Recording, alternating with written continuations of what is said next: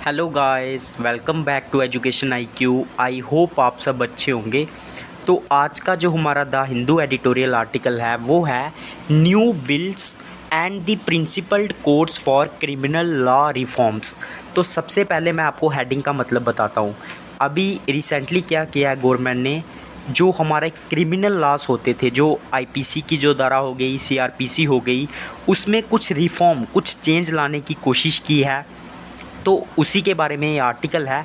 तो आर्टिकल की हेडिंग जो है वो क्या है, न्यू बिल्स, मतलब जो नए बिल गवर्नमेंट इंट्रोड्यूस करने वाली है, and A principled codes for criminal law reforms.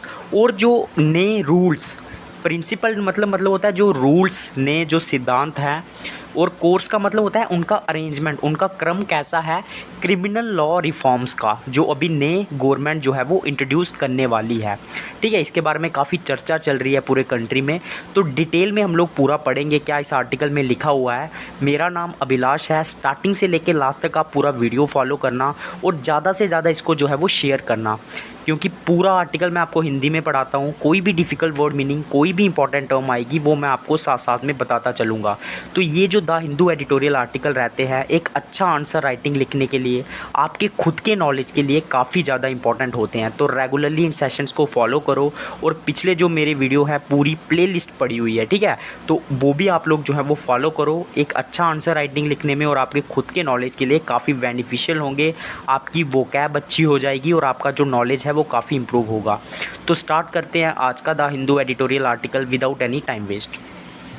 तो क्या लिखा हुआ है, ये जो आर्टिकल है वो मैं बता देता हूँ किसने दिया हुआ है। GS वाजपेयी, ये वाइस चांसलर है नेशनल यूनिवर्सिटी ऑफ दिल्ली के।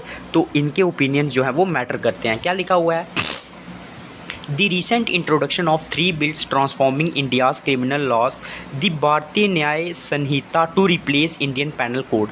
तो अभी गवर्नमेंट ने 3 बिल्स जो हैं वो इंट्रोड्यूस किए हैं, उनकी इंट्रोडक्शन दी है इंडियन क्रिमिनल लॉज में। पहला है भारतीय न्याय संहिता, वो रिप्लेस करेगा जिसको हम लोग बोलते थे IPC, मतलब इंडियन पेनल कोड।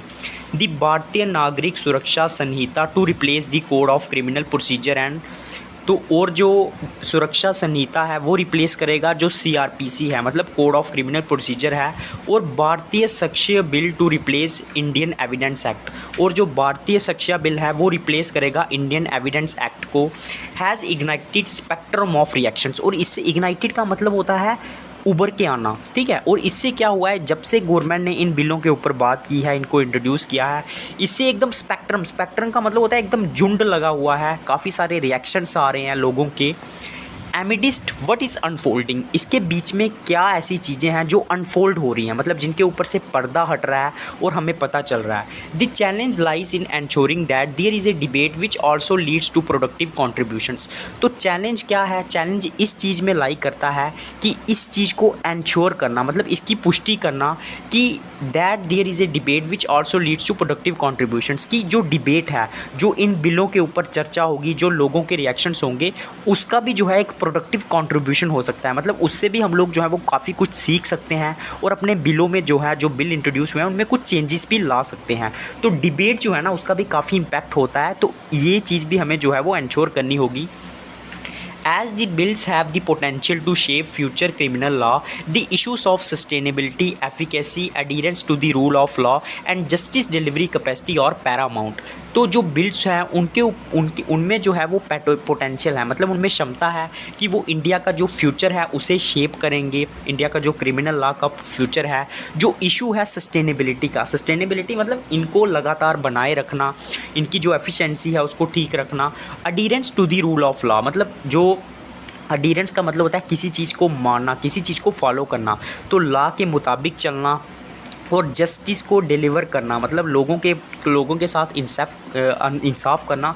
ये जो कैपेसिटी है ना, ये जो इश्यूज़ हैं कि क्या ये बिल ये सारी चीज़ें कर पाएगा, ये काफ़ी ज़्यादा पैरामाउंट है। पैरामाउंट का मतलब होता है काफ़ी ज़्यादा इंपॉर्टेंट है। Principles of criminal law in Alan Norrie's words are a site of struggle and contradictions. तो जो प्रिंसिपल्स मतलब जो रूल होते हैं ना क्रिमिनल लॉ के, जे एलन नॉरिस के वर्ड्स में ये क्या है, एक साइट है स्ट्रगल की। साइट मतलब होता है एक दृश्य है स्ट्रगल का और कॉन्ट्रोडिक्शन का। कॉन्ट्रोडिक्शन का मतलब क्या होता है, किसी चीज़ को अपोज करना, विरोध करना या किसी चीज़ के विरुद्ध जाना। Capturing the collective public aspirations with in criminal law reforms presents A formidable challenge. मतलब कैप्चर का मतलब क्या होता है, किसी चीज़ के ऊपर पकड़ बनाना। तो जो लोगों की जो एस्पिरेशंस है, पब्लिक की जो डिज़ायर्स हैं, उसको कलेक्ट करना, जो नए बिल्स आने वाले हैं उनकी एक्सपेक्टेशंस के हिसाब से काम करना, ये एक फॉर्मिडेबल चैलेंज प्रेजेंट करता है। फॉर्मिडेबल मतलब क्या होता है, एक मजबूत, एक स्ट्रॉन्ग चैलेंज हमारे ऊपर जो है वो प्रेजेंट करता है। The disparities between polarised popular opinions must be balance with the state's perspective.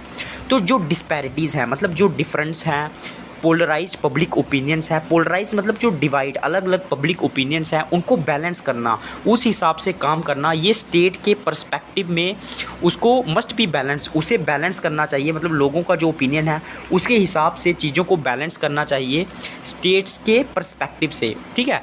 Must be balance with the state's perspective, मतलब जो कंट्री की सोच है, जो स्टेट की सोच है, उसे उस हिसाब से, उसकी समझ से बैलेंस करना चाहिए। पर्सपेक्टिव मतलब होता है समझ या फिर विचार। Criminal law is an instrument of social control. आप सबको पता है जो क्रिमिनल लॉज होते हैं ये एक इंस्ट्रूमेंट होते हैं, एक औजार होते हैं जो सोशल कंट्रोल, सोशल जो चीज़ें हैं उनको कंट्रोल करते हैं। उसके बाद इट माउल्स, माउल्स का मतलब क्या होता है, माउल्स का मतलब भी आप लोग जो हैं वो लिख सकते हो। माउल्स का मतलब होता है किसी चीज़ को शेप देना। तो ये शेप देते हैं और गाइड करते हैं in more ways than one, हमें बहुत सारे तरीक़ों से ये गाइड करते हैं। The conditioning of stakeholders and functionaries of the Macaulay era criminal law for 163 years undeniably complicates the task of criminal law reforms. जो कंडीशनिंग है, मतलब जो कंडीशंस हैं, जो स्टेक होल्डर्स थे जो इस लॉ के साथ जुड़े हुए थे, और जो फंक्शनरीज़ हैं, फंक्शनरीज़ मतलब जो कानून को बनाते हैं, मैक्यूला एरा क्रिमिनल लॉ के टाइम पे ये क्या हुआ था, जो आईपीसी वगैरह है, ये जो लॉ बने हुए हैं, ये मैक्यूला जो थे इनके टाइम पे इन्होंने इसकी अध्यक्षता की थी और ये 1860 में लागू हुए थे, ठीक है, उस टाइम पे।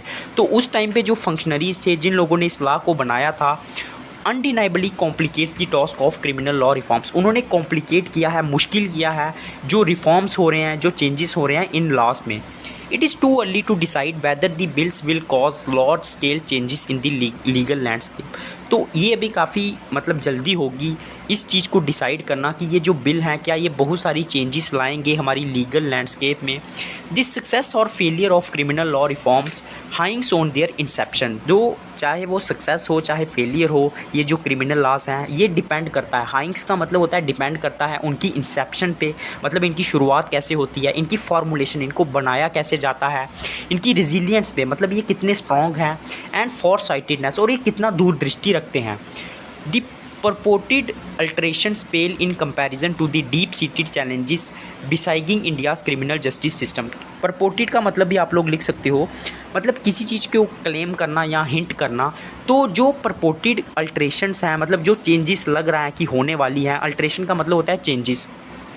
पेल, पेल का मतलब होता है वीक होना, कमज़ोर होना, वो काफ़ी कमज़ोर हैं अगर हम उसको कंपेयर करेंगे जो डीप सीटेड चैलेंजेस हैं, जो जिससे जो है ये क्रिमिनल जस्टिस सिस्टम गिरा हुआ है। गिरा मतलब होता है जिसके ऊपर कॉर्डन किया हो, मतलब चारों तरफ से गिरा हुआ है, उसको बोलते हैं बिसाइगिंग। तो ये जो अल्ट्रेशन है, ये चेंजेस है ना, ये इतनी स्ट्रॉन्ग नहीं है, थोड़ी वीक है अगर हम इसको कंपैरिजन करेंगे जितने चैलेंजेस हमारे जस्टिस सिस्टम में अभी प्रेजेंट हैं। Seemingly the bills highlight and abundance of missed opportunities. तो ये जो बिल है ना ये हाईलाइट करता है कि हमने बहुत सारी जो अपॉर्चुनिटीज़ हैं उनको मिस कर दिया है। सम रिफॉर्मेटरी मेजर्स, तो मतलब कैसे हम कुछ जो रिफॉर्मेटरी मतलब जिन तरीक़ों से हम लोग जो मतलब जो हमने चेंजेस लाई हैं उनको हम किस तरह से देख सकते हैं। रिफॉर्मेटरी मतलब होता है चेंजेस।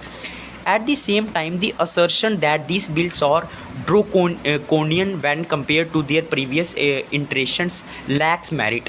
तो इसी समय में ये असर्शन करना, मतलब असर्शन का मतलब होता है दावा करना कि ये जो बिल्स हैं वो काफ़ी ड्रैकोनियन हैं। ड्रैकोनियन का मतलब क्या होता है, मतलब काफ़ी स्ट्रिक्ट हैं अगर हम इसको कंपेयर करें जो पीछे में जो प्रीवियस इटरेशंस थी। इटरेशंस का मतलब क्या होता है, जो मतलब पुराने बिल्स थे उसके साथ हम क्लियर करें तो ये मतलब बात ठीक नहीं लगती है। लैक्स मेरिट, मेरिट मतलब होता है कि इतनी योग्य ये बात जो है वो नहीं है, क्योंकि पुराने बिल्स भी जो वो स्ट्रॉन्ग थे।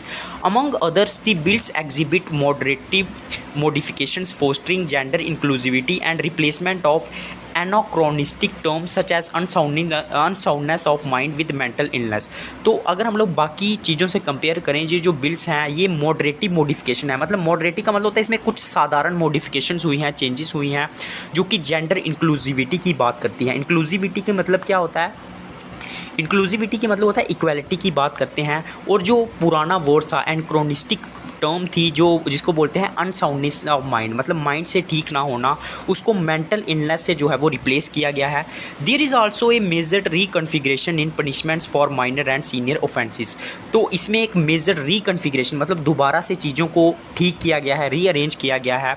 There is also a measured reconfiguration in punishments for minor and serious offences. और कुछ चेंजेस लाई गई हैं जो माइनर और जो सीरियस ऑफेंसेस हैं, मतलब जो सीरियस अपराध हैं और जो माइनर ऑफेंसेस हैं उसमें भी कुछ चेंजेस लाई गई हैं इस बिल्स के अंदर। Significantly the integration of information and communication. और जो इंटीग्रेशन मतलब होता है जो जुड़ाव है इंफॉर्मेशन का और जो कम्युनिकेशन का। कम्युनिकेशन मतलब होता है बातचीत का। कम्युनिकेशन जो टेक्नोलॉजी है, applications with in the criminal justice system process is noteworthy. मतलब हमने जो नई जो टेक्नोलॉजी है उसको जो अडॉप्ट किया है हमारे क्रिमिनल जस्टिस सिस्टम के अंदर इस लॉ में, वो काफ़ी नोटवर्थी है, मतलब वो काफ़ी देखने योग्य है।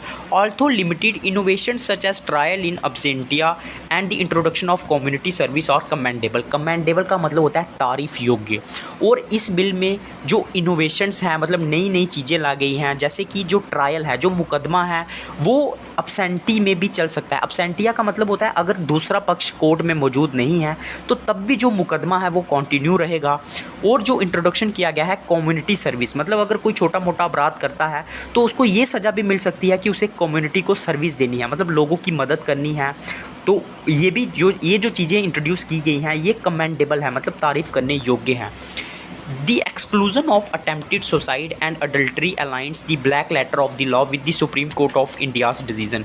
जो एक्सक्लूजन किया गया है, जो अटेम्प्टेड सुसाइड होता था, जो मतलब लोग अटेम्प्ट करते थे सुसाइड करने का, उस पर जो सज़ा होती थी, और जो अडल्ट्री होती थी मतलब किसी अपने पति को छोड़ के किसी दूसरे आदमी के साथ सेक्स करना या फिर तो उस चीज़ों को एक्सक्लूड किया गया है। और ये सुप्रीम कोर्ट का जो डिसीजन था उसके साथ ये अलाइन करता है, मतलब उसके साथ जुड़ाव रखता है। Notably the offence of sedition has been judicially tempered through the introduction of culpability constant. और जो ऑफेंस है सेडिशन का, अब ये सेडिशन क्या होता है? सेडिशन का मतलब होता है राजद्रोह, मतलब अपने कंट्री के खिलाफ जाना।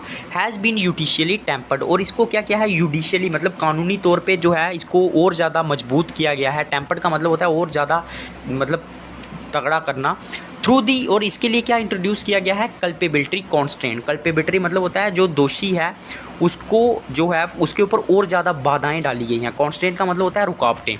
Newly created offences such as terrorism, organised crime, mob lynching and negligent acts to add noble dimension. और जो नए ऑफेंसेस को क्रिएट किया गया है, जैसे टेररिज्म हो गया, ऑर्गेनाइज्ड क्राइम हो गया, मॉब लिंचिंग हो गया, in act and negligent act to add noble dimension, इससे जो है वो नई डायमेंशन, नई चीज़ें जो हैं वो जुड़ी हैं इन ऑफेंसेस के थ्रू, जो कि ऐड किए गए हैं इस एक्ट में।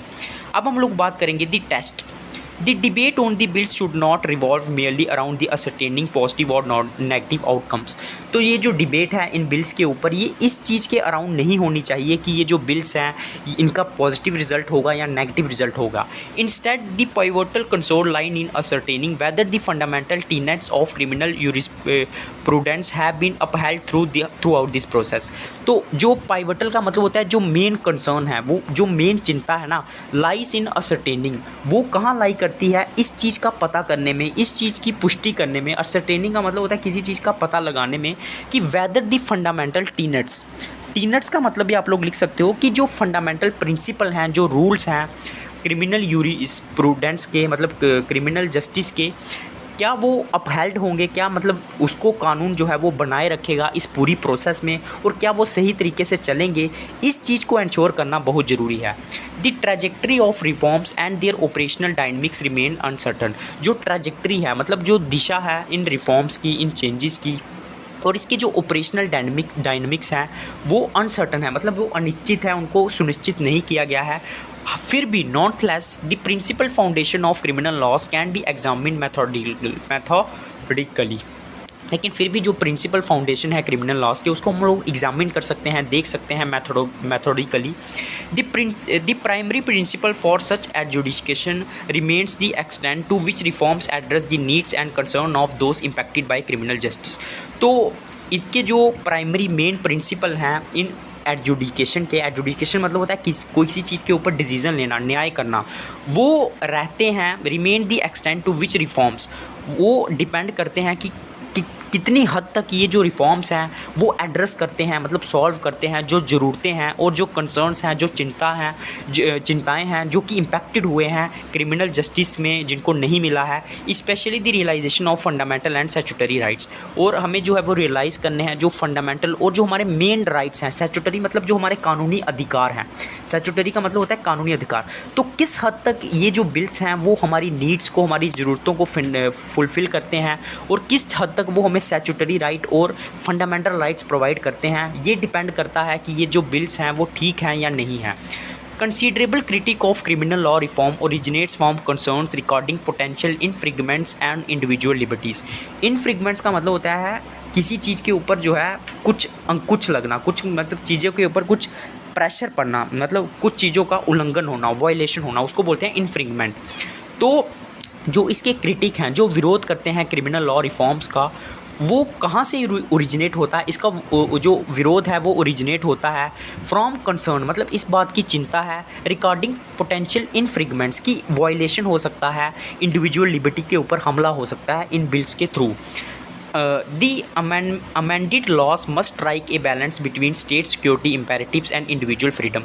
तो ये जो amended law हैं, जो इनमें चेंजेस लाई गई हैं, उसे एक बैलेंस बनाना चाहिए। जो स्टेट की सिक्योरिटी है, जो स्टेट सिक्योरिटी इम्पेरेटिव्स हैं, मतलब जो ज़रूरी हैं, और जो इंडिविजुअल फ्रीडम है, इसके बीच में एक बैलेंस होना चाहिए। The efficiency of reforms hinge on their capacity to effectively curtail potential misuse by functionaries. जो एफिशिएंसी है इन रिफॉर्म्स की वो हाइंग्स है, मतलब वो डिपेंड करती है, उनकी कैपेसिटी है जो इफेक्टिवली कर्टेल करना, रोकना, जो पोटेंशियल मिसयूज़ किया जा सकता है इसका फंक्शनरीज़ के द्वारा, मतलब जो इन बिल्स को बना रहे हैं। Criminal laws are generally detested for their failure. Detested का मतलब होता है किसी चीज़ को हेट करना, नफ़रत करना। तो जो क्रिमिनल लॉज है जनरली उनको हेट किया जाता है उनके फेलियर के लिए, टू डिस्चार्ज देयर फंक्शन, क्योंकि वो अपने जो फंक्शन है उसको अच्छे से डिस्चार्ज नहीं कर सकते हैं, और एक प्रोटेक्टिव टूल की तरह, मतलब एक हमें प्रोटेक्ट करने का काम नहीं करते हैं। Law reforms typically fell on this account. जो लॉ रिफॉर्म्स हैं वो इस चीज़ में फेल हो गए हैं। Second, following the principle of criminalization in creating new offences equally pertinent। pertinent का मतलब होता है important।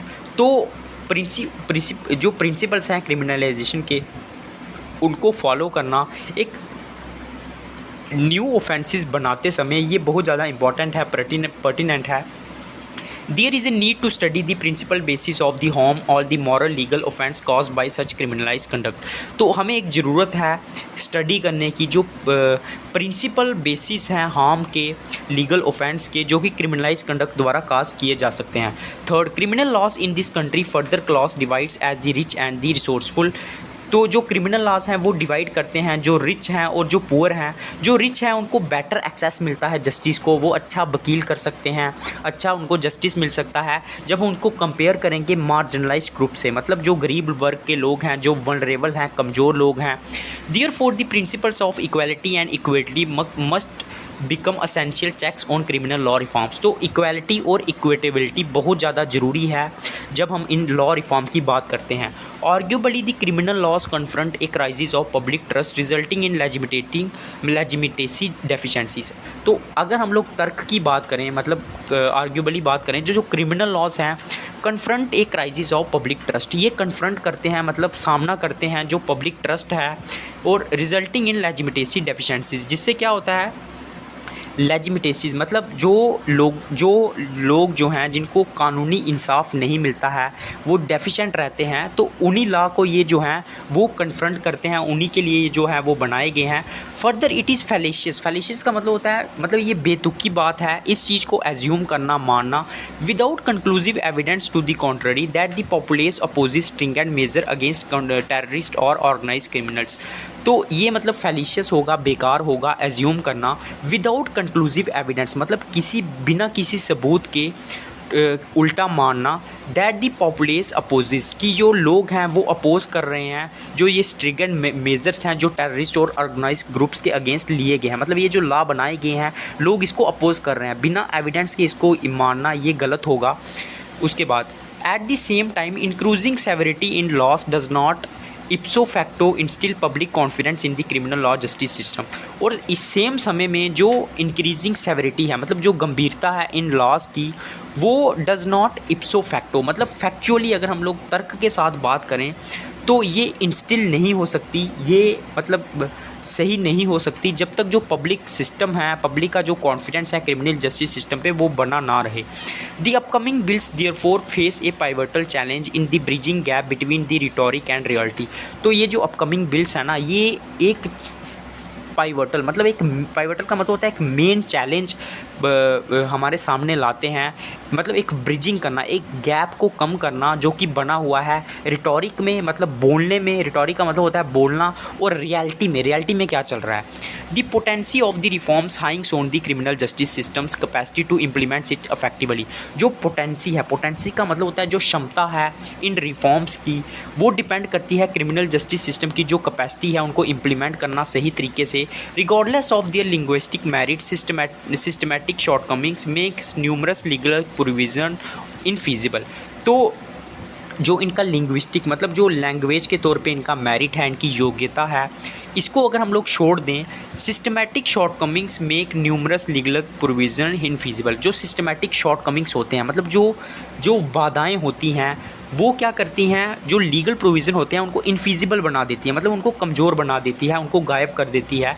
Finally the effectiveness of the reforms will also be tested on the basis of its effect upon the status of vulnerable victims and the poor. और जो effectiveness है इन loss की, वो depend करती है कि इनका क्या इम्पैक्ट पड़ता है गरीब लोगों पे, कमज़ोर लोगों पे और पुअर लोगों पे। अब हम लोग बात करेंगे स्टेट्स पावर असेट। एसेट का मतलब होता है जो हमारी क्षमता हो, ठीक है।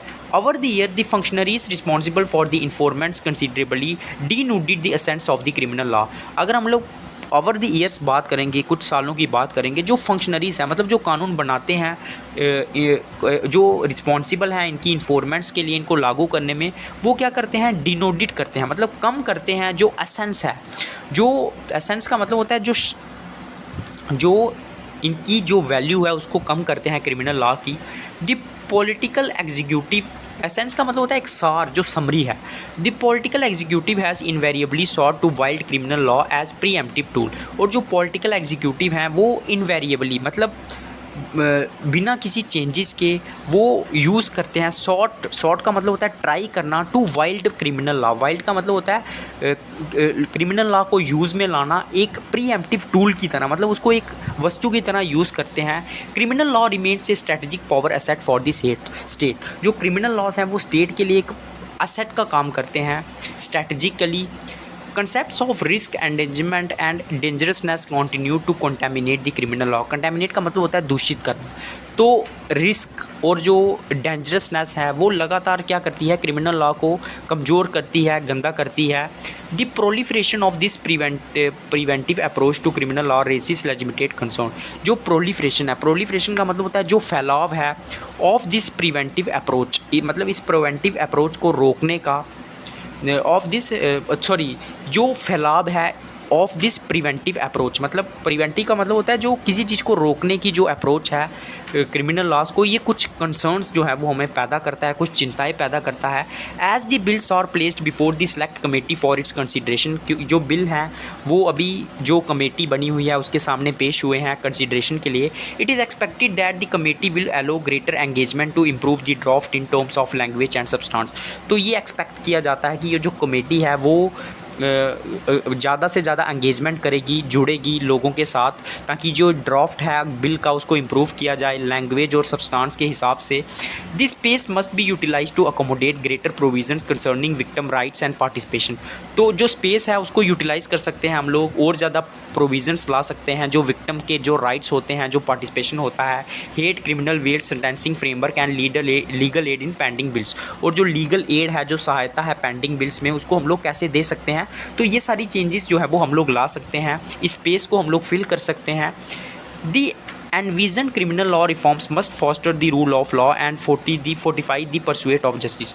जो एनविजन का मतलब होता है कल्पना करना, तो जिन लॉ की हम लोग कल्पना कर रहे हैं, जो क्रिमिनल लॉ रिफॉर्म्स की, वो उनको ज़रूरी है कि वो फोस्टर करें, मतलब तीवर करें जो रूल ऑफ लॉ है, और फोर्टिफाई करें मतलब मजबूत करें जो हमारा परसुएट है जस्टिस का। मतलब परसुएट का मतलब होता है जो हम जस्टिस जिस तरीके से हम लोग पाना चाहते हैं उसको और ज़्यादा फोर्टिफाई करें, मजबूत करें। तो ये जो रिफॉर्म्स आने वाले हैं। तो ये था आज का द हिंदू एडिटोरियल आर्टिकल। सबसे पहले लाइक करना, उसके बाद कमेंट करना, और एक बार इसको जाके खुद से पढ़ना। इसका जो पीडीएफ है वो आपको टेलीग्राम पे मिल जाएगा, और टेलीग्राम का लिंक आपको जो है वो मैं फर्स्ट कमेंट में दे दूंगा जो इस वीडियो के नीचे होगा।